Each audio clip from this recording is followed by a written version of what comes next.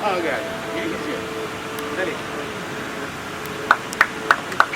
Thank you. हाँ ठीक है।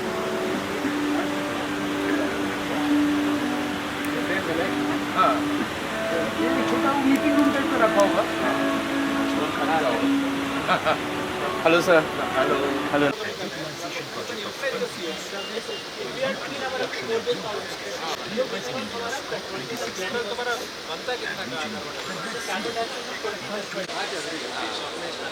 तो कौन है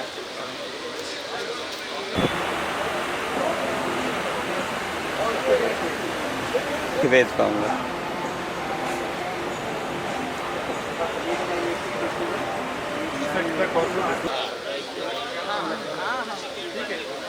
thank you We are excited to announce a panel discussion by the key eminent personalities from industry and academic on the topic significance and role of decarbonization and infrastructure development. I take the pleasure to invite on the stage Shri Sushil Banerjee, CEO, Indian Iron and Steel Skill Council,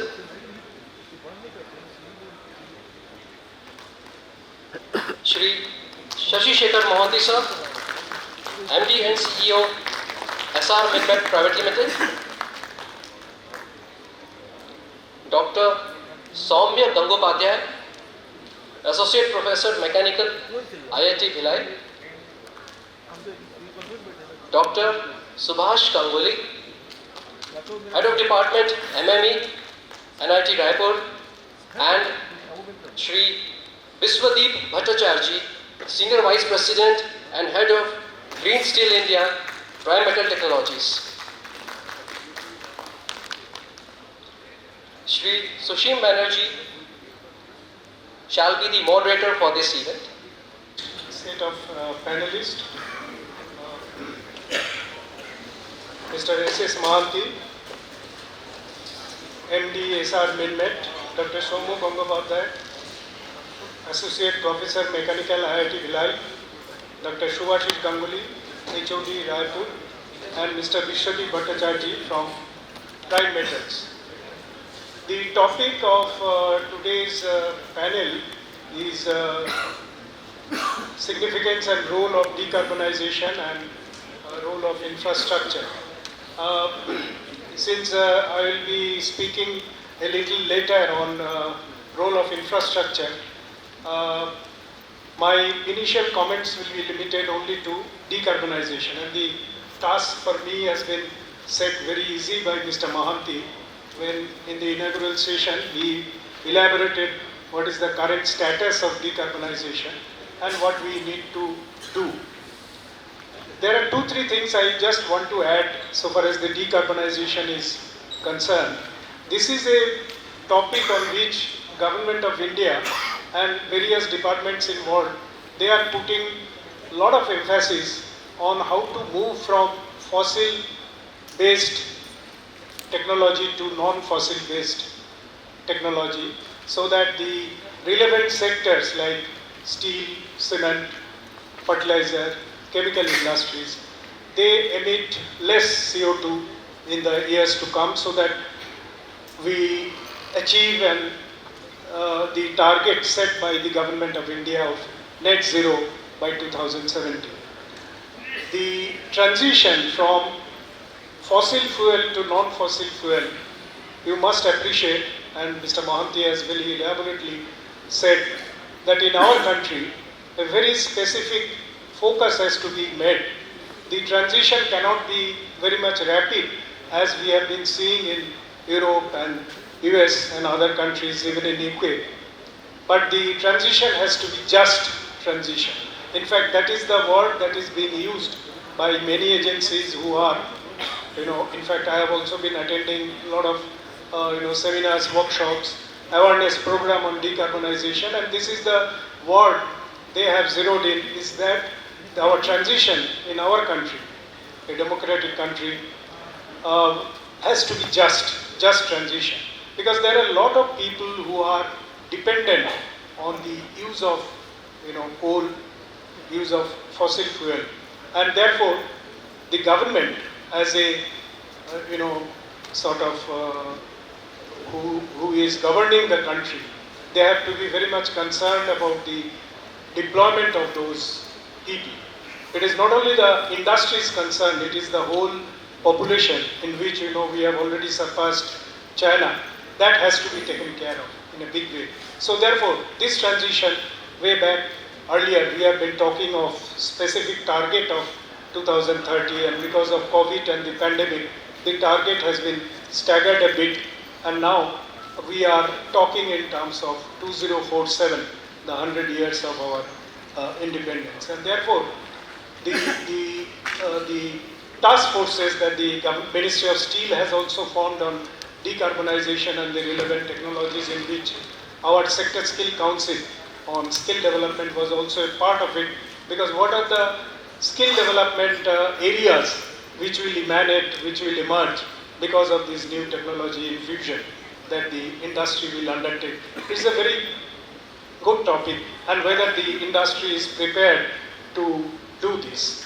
So basically, what the time period between now 2023 to 2070 has been bifurcated into three basic time period between 2023 to 2034, when the various technologies, including beneficiation, pelletization, waste heat recovery, increasing use of PCI, all these technologies for blast furnace optimization has been suggested, and what the industry's large players are doing.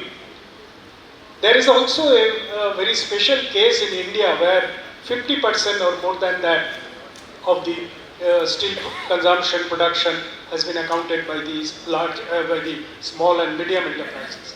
What about those industries? Are they going to take decarbonization technologies? But they are now, most of them, some of them, I will say, not most of them, some of them are now emphasizing the various energy efficiency technologies, like they are upgrading their ladle furnaces, they are upgrading their reheating furnaces, they are upgrading their continuous cast facilities, which are basically the part and parcel of the EAF and IAF technology that they have been pursuing. There are very different stages. However, for the large players, I would say they have gone ahead one step further, and that is why the period 2, that is 2034 to 34 to 2047, when the increasing use of scrap. This is a very, very hot topic now. What we have found that India has been importing about 9 to 10 million tons of scrap every year to bridge the gap between domestic consumption and domestic generation. Here, the large players who have been generating about 8 to 8.5% of their crude steel production on scrap, and they are consuming also at the same rate, so that there is no surplus deficit in their cases. But there is a good demand for scrap from the EAF sector, and this sector is, their demand is not being fulfilled totally by the generation of scrap, by scrapping the end of life vehicles, etc., where our country is much lagging compared to what has been happening in UK, even Spain, Portugal, etc. Because here the end of life vehicles is applicable only for the four-wheeler, whereas there are a lot of equipments, machineries in the household appliances, including railways. There are a lot of equipments much beyond their working life is still being worked, so that the internal generation of scrap has been very, very limited. So the second stage of decarbonization, where increasing use of scrap, will have a problem. The similar problem will be there. In fact, the estimate shows that if natural gas is being used in a significant way, there will be a huge reduction possibility of between 70 to 80%, which the other countries are getting. In our case, it is not only the volume of natural gas that is available is a crisis, but also the price of natural gas. And if you have used that natural gas in production of steel, your steel will not be competitive in the market, let alone in the export market. So that is another issue. But this transition from fossil fuel to natural gas is a natural phenomena which will give a lot of benefits to the steel production. At the third stage, what they are saying from 2047 to 70 is that there are two technologies. One is that CCUS that has already been undertaken by one or two mills, of course in a very limited way. But this carbon capturing from the blast furnace, if it can happen in a much bigger way, and utilization also, if we can finalize, this is a very good way. I would say this is the most cost-effective way of reducing the carbon. The final technology that we are all know is the hybrid technology, that is making green hydrogen available for iron making through electrolyzer process, and the whole thing is using renewable energy. Only then there will be a significant reduction from, you see, 2.6 ton of CO2 that we get normally per ton of crude steel. There will be a significant reduction, and we will be, comparing ourselves with the major other producers. In the side by side, the hydrogen mission of India that has been announced for only 5 million tons has been with a 20,000 crore kitty. In fact, for steel ministry, we were told that 30% of that, say about 1,446 crore has been allotted to steel ministry so that they can fund the green hydrogen production unit who are bidding for it, as well as for the electrolyzing manufacturing. The about 5,000 crore has already been given by the government to these units. Another, sort of 12,000 crore is with the government for future expenditure. So it is not that government is also not subsidizing the production of hydrogen, green hydrogen, for reducing the carbon emission. In other countries, the government support is huge, I would say. But in our country, though it is lagging so far as the amount is concerned, but I would say the stage has set. In fact, today itself, there is a big meeting taken by Secretary, Ministry of Renewable Energy on the status of the hydrogen mission. We will get the, just end it because there is not much of time left. What I was telling about the pricing of, green hydrogen, at the current rate, it is just not workable. Although some private players, they are also setting up facilities for making, green hydrogen. So it has been estimated that unless the price of hydrogen per kg comes down to about rupees 1 to 2, then only it will be a break even, and then the changeover will be very smooth without any, without any encumbrance on the steel producer who will use green hydrogen as a reducing agent in the blast furnace. So there has been, example of, infusing more percentage of hydrogen in blast furnace, but all these things have come to a standstill because of the pricing phenomena. And as Mr. Mohanty has mentioned that, Europe is very keen from 2026, 1st of January, they will implement this CBM so that you have to pay huge carbon tax in order to enter the, European market. So I think the news is that one or two Southeast Asian countries also are going to implement in a much, lower fashion the CBM. Maybe the tax will be somewhat lesser compared to what is the high tax that Europe has announced. They will also be, wanting to, get their country free from carbon emission. In the end, I will just say that all these technologies that are being, running around, the peripheral technologies, the steel industry must take advantage of that, because reduction of CO2, in any case from the high level that we have reached, in any case, whatever reduction you can get, that will, benefit the whole country. However, I still maintain that this transition from fossil to non-fossil has to be very gradual and has to be just. With these comments, I will now request, my fellow panelists to share their views. Thank you so much. Thank you, sir. Since we are already running short of time, the schedule is delayed by more than half an hour, I just request the panelists to restrict their remarks to 3 minutes per head, please, if that's possible. That's a very, very humble request, but please, 3 minutes.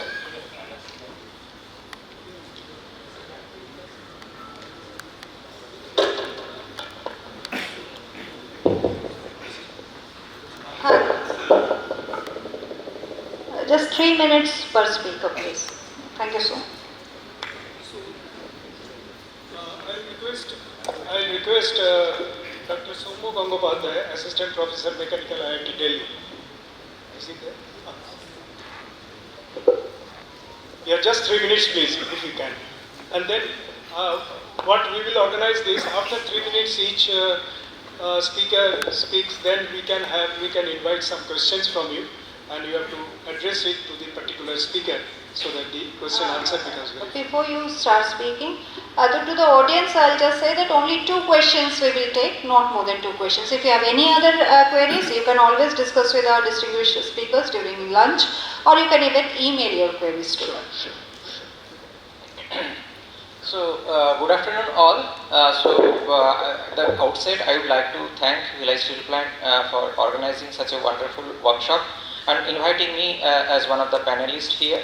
So, from the morning inaugural sessions, we got the opportunity to listen to various insightful lectures delivered by distinguished experts from steel industries as well as academia. Particularly with particular emphasis on the production of green steel, significance of decarbonization and various technologies. So if I wish to envisage from the perspective of academia, so I would like to emphasize quickly on 2 points. One is the development of skilled manpower, and another is the collaboration among the stakeholders, industry and academia.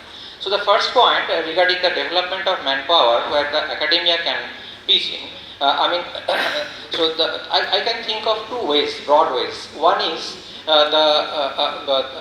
what I can think of, like this inculcation of the technology should take place at the beginning, from the graduate studies itself, rather just before entering the industries. And keeping this in view, perhaps it might be a good idea to include this concept of decarbonization, the production of green steel, sustainable technology in the curriculum itself, so that the students during their graduate courses itself get the feel about what exactly the concept of green technology is. The experts have talked about the alternate technologies, the sustainable technologies, etc. But then it is important this should start at the very beginning.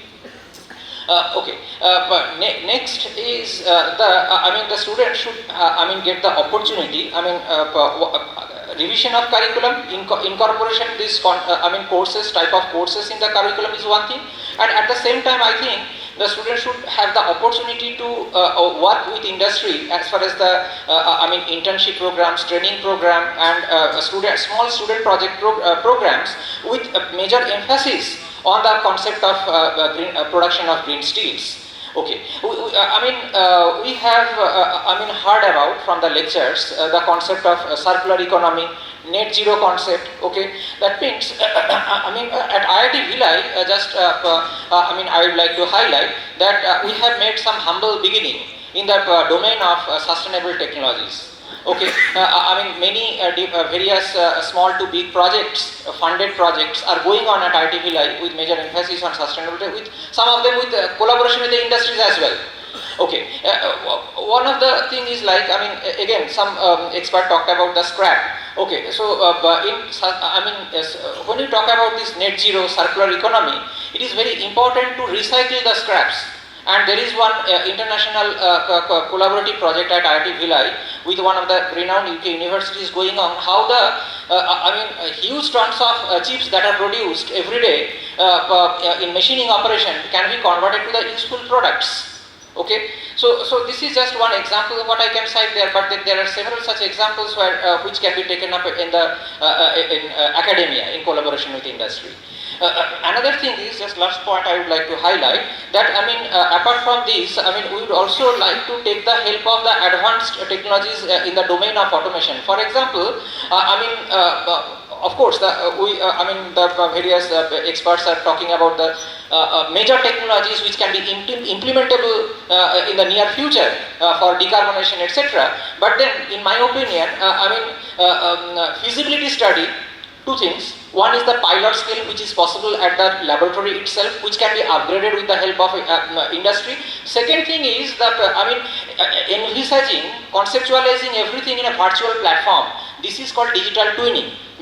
Most of these people in the audience must be aware of this concept of a very new topic, the digital twin, where you need not do experiments at the industry or the laboratory. Rather, the entire concept, where the process as well as the process parameters, input parameters and the outputs can be developed in the virtual platform itself. So that what are the technical difficulties in implementing in actual practice can be envisaged at the digital twin step itself. So these are certain points from my side as far as the industrial academia perspective. Of course, this is possible with the help of larger collaboration among the stakeholders, industrial academia. This will further give the impetus to this effort. Thank you.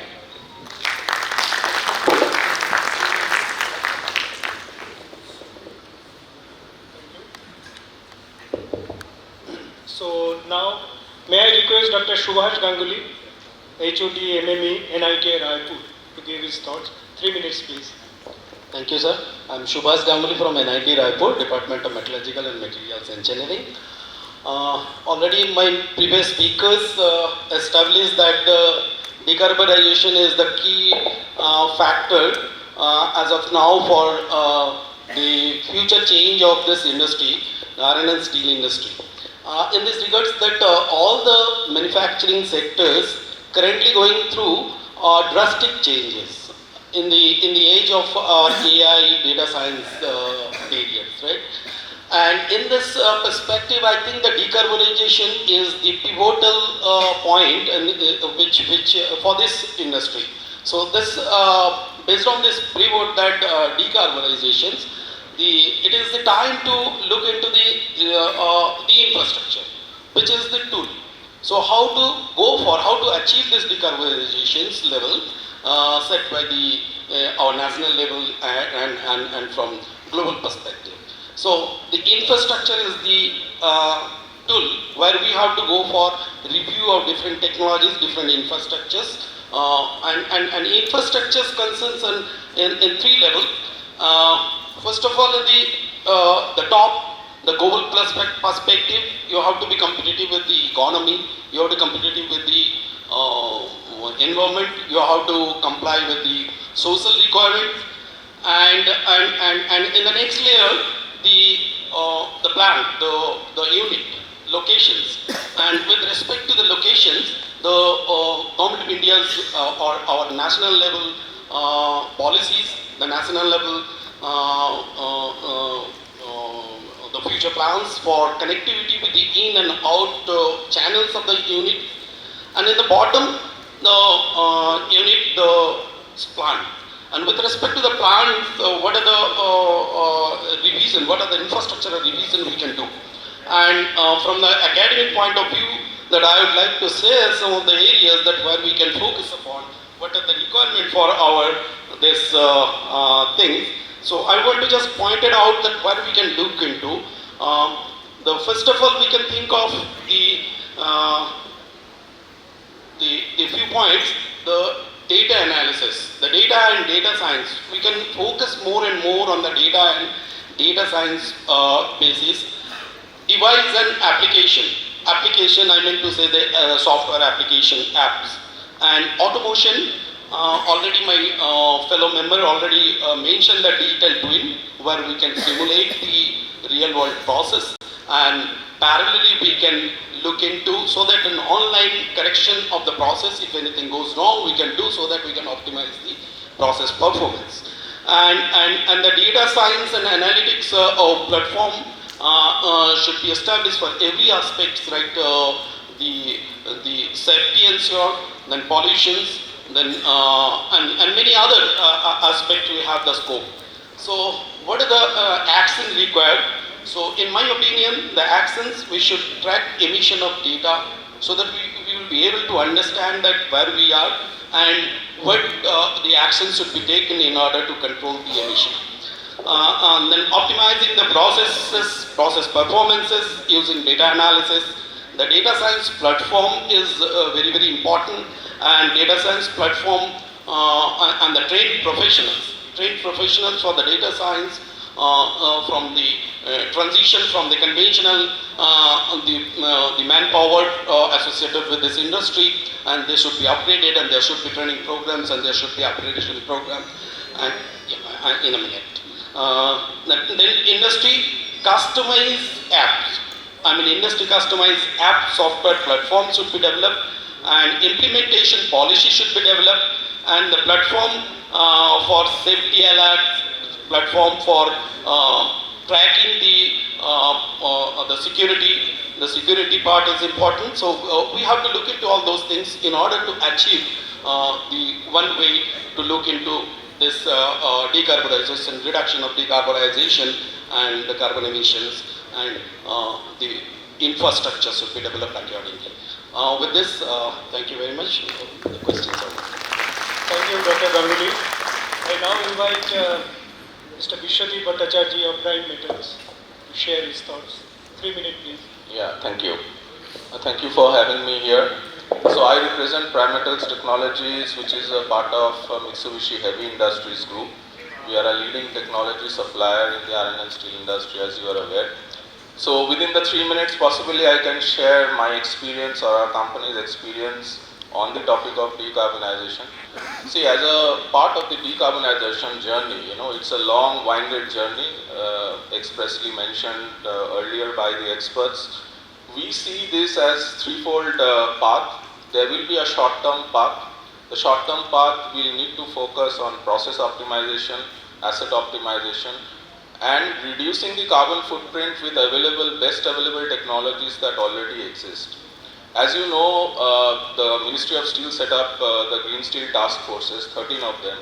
So I, being part of the task force on energy efficiency, green hydrogen and carbon capture, can share that we have already identified certain BATs, best available technologies, that the steel producers can implement in their plant, which can already reduce 25 to 30% of your CO2 footprint. So these are really the low-hanging fruits which you can target. In the intermediate path, of course, there will be a change in the raw materials, there will be a change in the energy scenario with hydrogen coming in. And that's where, as a part of the National Hydrogen Mission, as we know, there is a big task force already working on that. Some green steel projects already announced, as you may know, of pilot projects of injection in DRI and in blast furnace. By the way, Prime Metals, in partnership with Tata Steel, injected hydrogen in Jamshedpur blast furnace E, which was the second time in the world.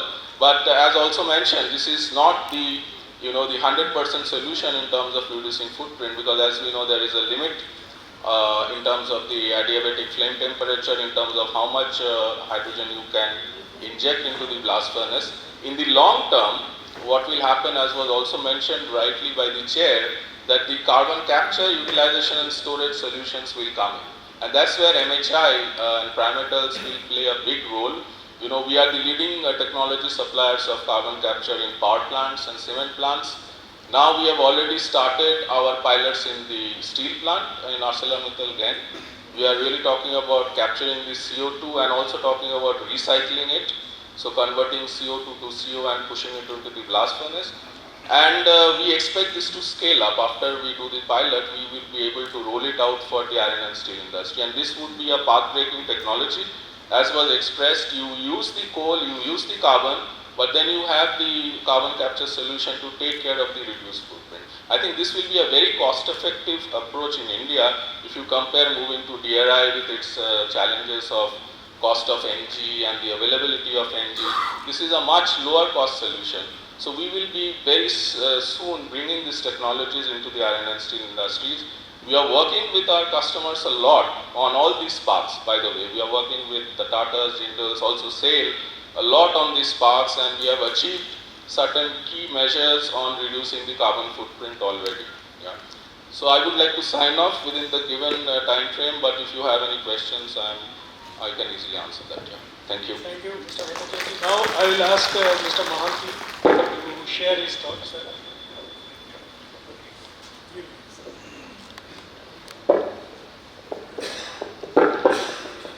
Thank you, Susimda. I think you have already covered in the beginning the transition part of it. First of all, let me just tell you what you are looking for is a solution.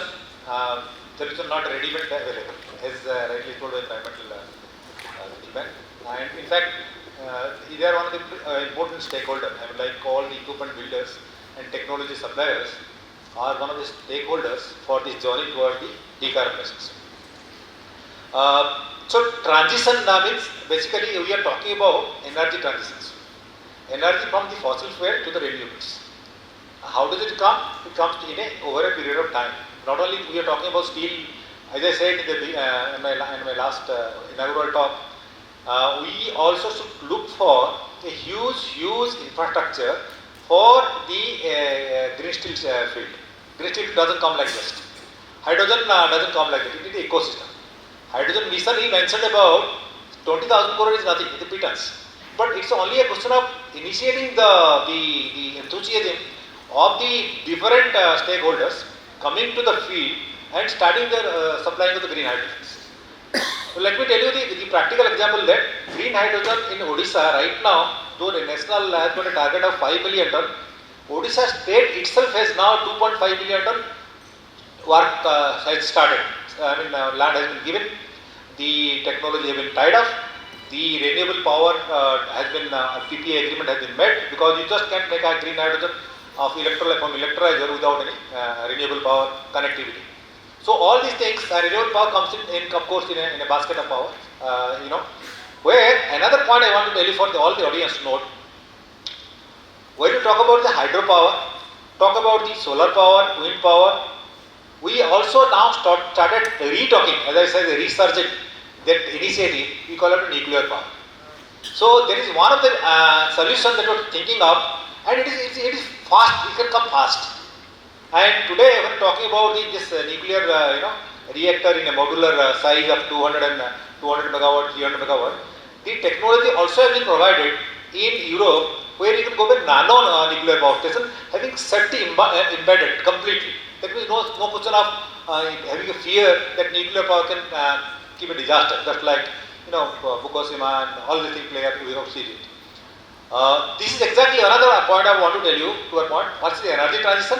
In energy transition, time has come now to nuclear power, because the accelerated path, the road you have already chopped out, it will take some time. But if you add a nuclear there, this is a new dimension. You can reach faster.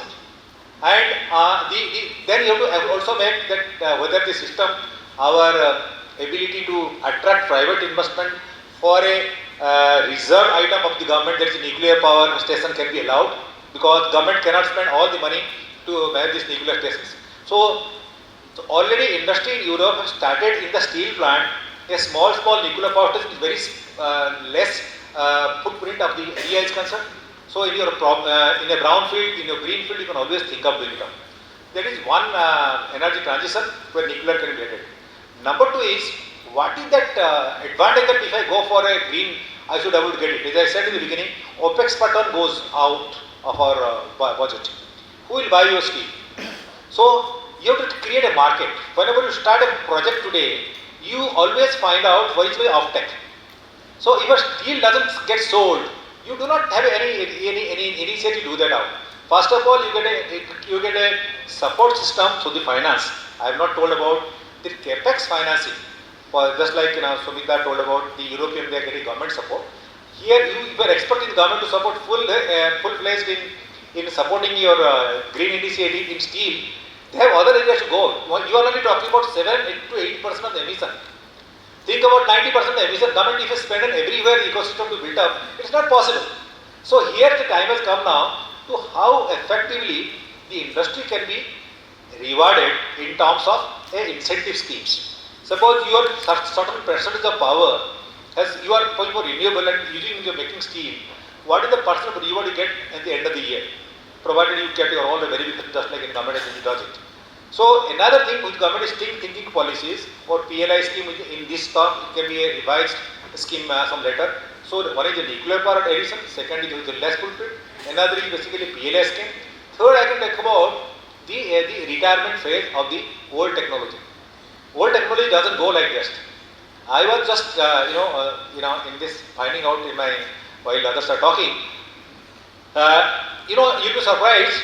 The entire world produced 80 million tons, and how many blast furnace being used for making it? 1550 number of blast furnace. How many India has got a furnace total blast furnace? 147. Okay. Now this technology will grow slowly, just like Primetal said that they are going through the existing system and adding some of the hydrogen in the system, and to a great extent reducing the carbon footprint in the existing technology. As I said in the beginning, from 1.8 you could still come to 1 million ton, provided you increase from 10% to 20% in your scrap, you get a 25% reduction in the CO2. If you get a sinter plant totally out, you get a 7% reduction in the CO2. Similarly, efficiency operation in every part of this, in the rolling mill, in reheating furnaces. There is a technology, they say it out, if you are not putting water in the reheating furnaces, your beams are all water cooled, dry reheating furnaces, and with the materials beams are made of, you are saving quite a sizable reduction in the carbon dioxide. Every bit from your coke oven to the rolling mill, in existing furnaces, if you go on checklisting out, think something impossible which you have not done earlier. Think beyond the traditional. You will find out, you will have to do that. People have proven it out. In Abu Dhabi, Emirates still operate in Abu Dhabi. There is one advantage, as I said, because they can still capture some 20%, 30% of the CO2 sent to the oil field. Today, in fact, in your stall, I was seeing that somebody is already using some, in ethanol making. That means whatever you are getting from your carbon dioxide, you can put it there in ethanol if they have supply. So, if you are able to have some oil or petrochemical complex, nearby you can always capture it and use them in a pipeline and for a use. So you have to also make a little bit of collaborative effort. Third point. So that is another point you can think of how industry, steel industry can never remain isolated, not only customers or the equipment supplier, but also utilizing your, in this case, emission waste. I not call emission waste because waste we are recycling always. Here is the emission which is the value and CO2 which can be used.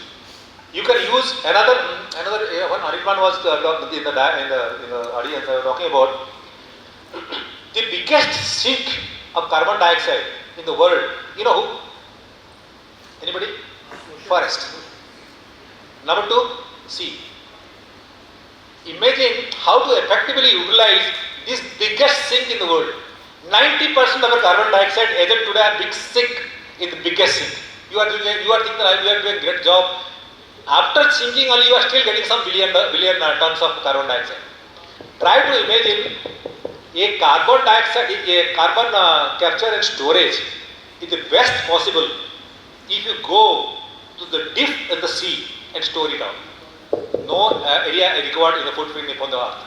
See, what is important is, what is important is we are now in the further nascent technology, research, and all collaborative approach. I sometimes go because I started from the shop floor, so I go into a little bit of practical way to push it up. Thank you very much for giving an opportunity. Thanks a lot. Thank you. Because of the paucity of time, the questions that we have promised, we can take it up in the lunch recess. So we end up the session. I hope you have enjoyed it. I must thank all the eminent speakers. They have really pointed out very significant things, ended up with Mr. Mohanty's comments, and you can all ponder over it and finalize your questions, which you can throw them out during the lunch recess. Thank you very much. Thank you very much, sir. Sir, please be seated. I would request our moderator, sir, to kindly present the mementos to the distinguished panelists.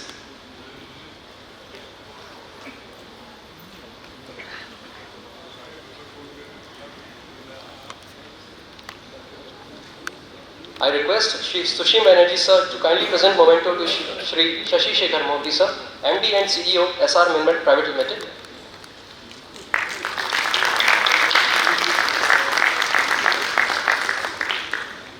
Sir is requested to present memento to Shri Biswadeep Bhattacharjee, Senior Vice President and Head of Green Steel India Prime Metal Technologies.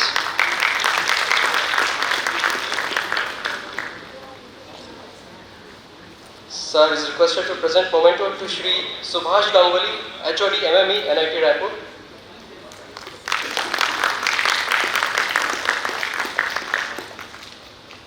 I now invite Sir to present memento to Shri Soumya Gangopadhyay, Associate Professor, Mechanical, IIT Bhilai. I request Shri Tapas Das Gupta sir to kindly present a memento to the moderator, Shri Sushim Banerjee, CEO, Indian Iron and Steel Sector, Skill Council.